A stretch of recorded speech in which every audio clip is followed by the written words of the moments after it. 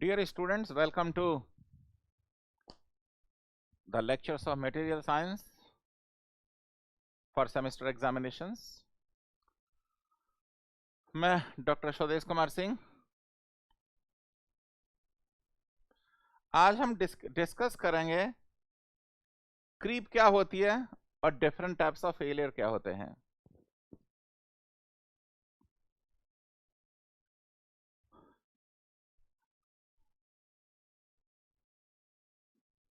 ये मेरा brief resume.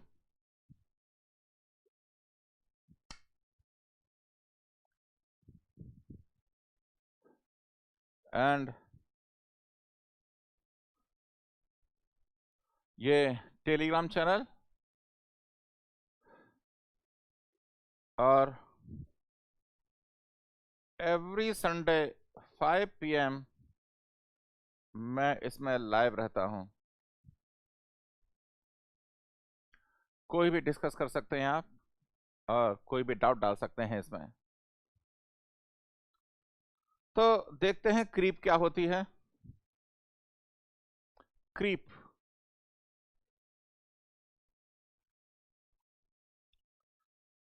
मैंने इसका हल्का सा इंट्रोडक्शन दिया था क्रीप का। अगर आप इसकी बुक की डेफिनेशन देखेंगे, ये होती है slow and progressive deformation of material over a period of time at constant load और stress is called a creep. मतलब लोड सेम है, फिर भी धीरे धीरे मेटल कंटिन्यूज टू डिफॉर्म। आपने लोड इंक्रीज नहीं किया और लेट अस से स्ट्रेस इंक्रीज नहीं की, फिर भी धीरे धीरे उसका एलोंगेशन हो रहा है। इस प्रोसेस को बोलते हैं creep.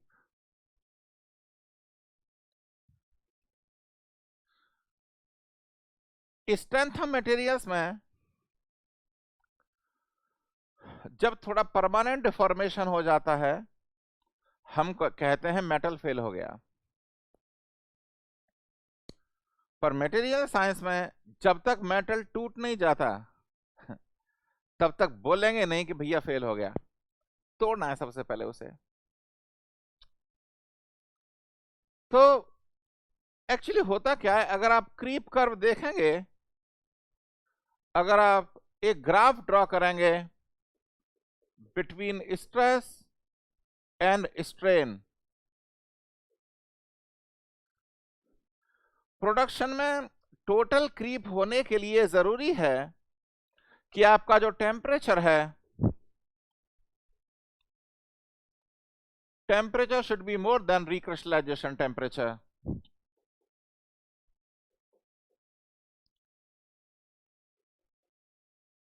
Temperature should be more than recrystallisation temperature पूरी क्रीप के लिए। पर अगर हम इलास्टिक रीजन की क्रीप की बात कर रहे हैं तो रूम टेम्परेचर पे भी क्रीप हो सकती है, क्योंकि अगर हम स्ट्रेंथ ऑफ मटेरियल्स की बात करें, थोड़ा सा भी प्लास्टिक डिफॉर्मेशन हुआ, हम ये कहते हैं कि भैया फेल हो गया। पर मटेरियल साइंस में पूरी जब तक टूट नहीं जाएगा, जब तक उसका पीछा नहीं छोड़ेंगे हम। तो पूरी क्रीप कर्व के लिए टेम्परेचर रिक्रिस्टलाइजेशन टेम्परेचर से ऊपर होना बहुत जरूरी है। तो लेट अस से आपका टेम्परेचर रिक्रिस्टलाइजेशन टेम्परेचर से ऊपर है, तो स्ट्रेन वर्सेस नहीं, स्ट्रेन वर्सेस टाइम मैं क्या डिस्कस कर रहा हूं आपसे? Creep curve. मैं आपसे डिस्कस कर रहा हूं क्रीप कर्व। देखो क्रीप कर्व कुछ ऐसे आएगा। क्रीप की डेफिनेशन क्या बताई मैंने? Slow and progressive deformation of material over a period of time at constant load और स्ट्रेस। और कंप्लीट क्रीप कर्व के लिए the temperature should be equal to or above recrystallization temperature. Recrystallization temperature क्या होता है? The temperature at which the newer crystals form. जिसमें नए crystal बनने लगते हैं वो आपका रिक्रिस्टलाइजेशन टेम्परेचर होता है। तो देखो इसमें थोड़ा कुछ पॉइंट्स डिस्कस करने के लिए हैं। इस कर्व को 3 पार्ट्स में डिवाइड कर सकते हैं, 3 पार्ट्स में डिवाइड कर सकते हैं। इस रीजन को बोलते हैं प्राइमरी क्रीप, प्राइमरी क्रीप, और इस रीजन को बोलते हैं सेकेंडरी क्रीप, और इस रीजन को बोलते हैं टर्शरी क्रीप, टर्शरी क्रीप, और इस पोर्शन को बोलते हैं इंस्टेंटेनियस क्रीप,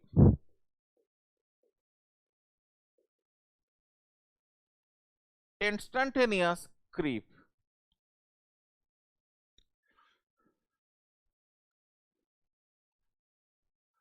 जब आपने मटेरियल को लोड किया,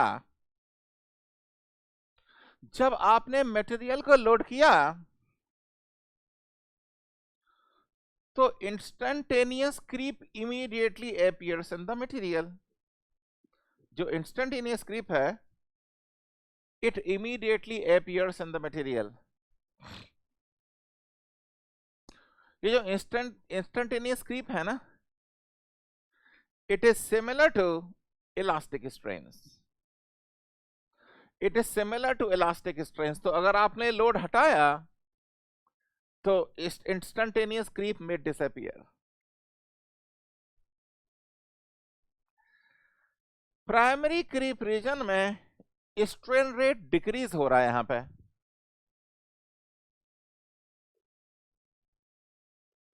स्ट्रेन रेट डिक्रीज हो रहा है। स्ट्रेन रेट मींस पर सेकंड ना। ये स्ट्रेन रेट कैसे डिक्रीज हो रहा है? क्योंकि इस ग्राफ का स्लोप कम हो रहा है। देखो यहां पे ये स्लोप था, यहां ये स्लोप कम हो रहा है ना, इस कर्व का स्लोप कम हो रहा है, तो हम ये कह सकते हैं स्ट्रेन रेट डिक्रीज हो रहा है। तो हम ये कह सकते हैं स्ट्रेन रेट डिक्रीज हो रहा है। सेकेंडरी क्रीप रीजन में स्ट्रेन रेट कांस्टेंट है, सेकेंडरी क्रीप रीजन में स्ट्रेन रेट कांस्टेंट है, तो इस पोर्शन को बोलते हैं स्टडी स्टेट, मतलब कांस्टेंट है। टर्शरी क्रीप रीजन में स्ट्रेन रेट इंक्रीज हो गया, मतलब देखो स्लोप इंक्रीज हो रहा है, तो इसको बोलते हैं एक्सीलरेटेड जोन, एक्सीलरेटेड स्टेट। मतलब स्ट्रेन रेट सडनली इंक्रीज हो गया और यहां पे जाके मटेरियल टूट गया, अंग्रेजी में बोलते हैं फ्रैक्चर, टूट गया, फ्रैक्चर हो गया।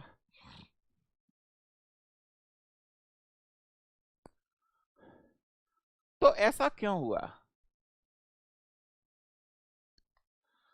इसके लिए 2 फैक्टर रेस्पॉन्सिबल हैं। एक होता है work hardening,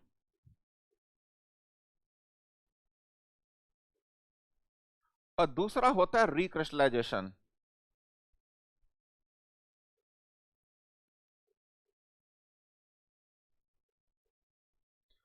work hardening and recrystallisation. Work hardening material को स्ट्रॉन्गर बनाता है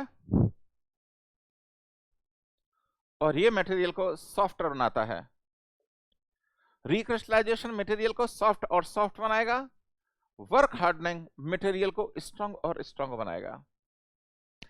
और ये दोनों चीजें मैंने आपको प्रीवियस लेक्चर में पढ़ा रखी हैं, ये दोनों चीजें मैंने आपको पुराने लेक्चरों में मैंने पढ़ा रखी हैं। तो देखो अब यहां पे आ जाते हैं, इसको बोलते हैं क्रीप कर्व, और टेक्निकली उसके 3 रीजन होते हैं, प्राइमरी, सेकेंडरी एंड टर्शरी। जब आपने मटेरियल को लोड किया तो उसमें वर्क हार्डनिंग होगी, प्लास्टिक डिफॉर्मेशन हुआ तो वर्क हार्डनिंग होगी। तो वर्क हार्डनिंग से मटेरियल हमारा स्ट्रांग हो गया। क्योंकि मटेरियल स्ट्रांग हो गया इसलिए स्ट्रेन रेट डिक्रीज हो गया। इसलिए स्ट्रेन रेट डिक्रीज हो गया। स्ट्रेन रेट डिक्रीज क्या हुआ? क्योंकि मेरा मटेरियल जो है वो स्ट्रांगर हो गया। मटेरियल है जो मेरा वो स्ट्रांगर हो गया।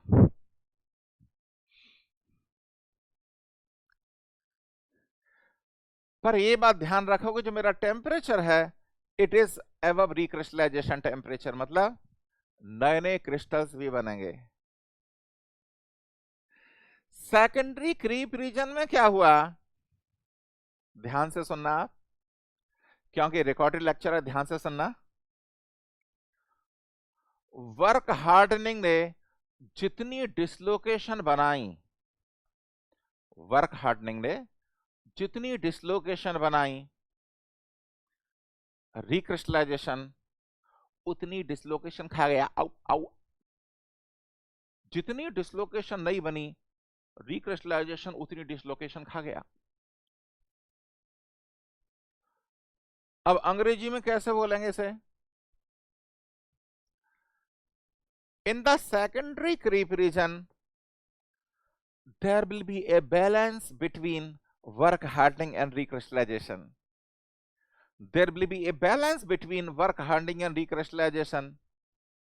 So strain rates are constant. मतलब यह है जितनी नई डिसलोकेशन बनी वर्क रिक्रिस्टलाइजेशन उतनी खा गया। तो स्टडी स्टेट। पर देखिए किसी भी मटेरियल में there will be a limit up to which work hardening can happen. अरे एक लिमिट तक ही तो डिसलोकेशन पाइल अप होगा। उसके बाद क्या होता है? Recrystallization phenomena takes over. कुछ समय के बाद रिक्रिस्टलाइजेशन फेनोमेना टेक्स ओवर और रिक्रिस्टलाइजेशन मेटल को सॉफ्ट बनाता है। तो it increases the strain rate and the material will be fractured, टूट जाएगा। ये आपका है क्रीप कर्व।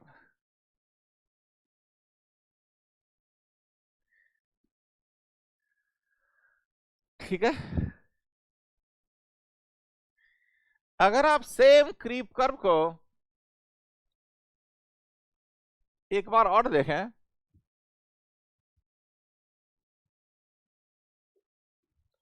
ये स्ट्रेन है और ये टाइम है।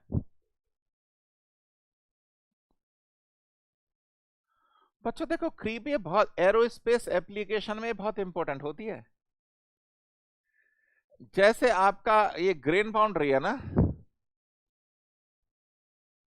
आपका जो ग्रेन बाउंड्री है तो ग्रेन बाउंड्री पे बॉन्ड लेंथ ज्यादा होती है। ग्रेन बाउंड्री पे बॉन्ड लेंथ ज्यादा होती है तो जैसे ही टेम्परेचर बढ़ा ग्रेन बाउंड्री मेल्ट होने लगती है। अंग्रेजी में कैसे बोलेंगे? At elevated temperature grain boundaries begins to flow. तो मटेरियल का अगर एक फाइन ग्रेन स्ट्रक्चर होगा, मटेरियल का एक फाइन ग्रेन स्ट्रक्चर होगा तो उसमें क्रीप ज्यादा होगी, क्रीप रेजिस्टेंस कम होगी, क्रीप ज्यादा होगी। अगर मटेरियल का फाइन ग्रेन मतलब उसमें ज्यादा ग्रेन बाउंड्री है तो क्रीप ज्यादा होगी, क्रीप रेजिस्टेंस कम होगा और मटेरियल फेल जल्दी हो जाएगा। इसलिए हम एरोस्पेस में क्या करते हैं, एरोस्पेस में जो मटेरियल यूज करते हैं हम, एरोस्पेस में जो मटेरियल यूज करते हैं और वो यूज करते हैं single crystal superalloy. Single crystal superalloy. उसमें ग्रेन बाउंड्री होती ही नहीं है। हम सिस्टमैटिकली ग्रेन बाउंड्री को मटेरियल से रिमूव करते हैं, उसको बोलते हैं सिंगल क्रिस्टल सुपरएलॉय। और सिंगल क्रिस्टल सुपरएलॉय कहां पे यूज होते हैं? एरोस्पेस एप्लीकेशंस में, टरबाइंस में, गैस टरबाइन है आपकी जैसे, और स्टीम टरबाइन है, वहां पे भी क्रीप नहीं होना चाहिए, कि वहां अगर क्रीप हुआ तो वो मेटल भी जल्दी टूटेगा। तो लेट अस से ये मेरा क्रीप कर्व है टेम्परेचर T1 पे, पर ये सारे टेम्परेचर रिक्रिस्टलाइजेशन टेम्परेचर से ऊपर होने चाहिए। अगर मटेरियल का टेम्परेचर रिक्रिस्टलाइजेशन टेम्परेचर से ऊपर है तभी पूरा क्रीप कर्व बनेगा, अदरवाइज पूरा क्रीप कर्व हमें ना ही ना मिलेगा। तो ये क्रीप कर्व है मेरा T1 पे। अगर मैं टेम्परेचर बढ़ाऊंगा तो देखो मेरा क्रीप कर्व कैसे शिफ्ट होगा। ये टेम्परेचर T2,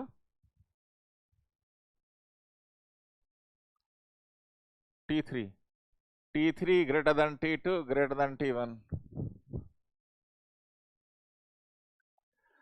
यानी जितना ज्यादा टेम्परेचर होगा मेरा क्रीप कर्व लेफ्ट को शिफ्ट होगा। पता है क्यों? जितना ज्यादा टेम्परेचर होगा, जितना ज्यादा टेम्परेचर होगा, रिक्रिस्टलाइजेशन फिनोमेना उतना ही ज्यादा प्रीडोमिनेंट होगा। रिक्रिस्टलाइजेशन फिनोमेना उतना ही ज्यादा प्रीडोमिनेंट होगा, और वर्क हार्डनिंग फिनोमेना उतना ही कम प्रीडोमिनेंट होगा। तो जितना टेम्परेचर, क्रीप कर्व उतना ही लेफ्ट में शिफ्ट होगा। ठीक है। अगर फेलियर्स की बात करें तो मैंने इसका कुछ पहले बता रखा है आपको। अगर आपका डक्टाइल फ्रैक्चर है उसे बोलते हैं कप एंड कोन,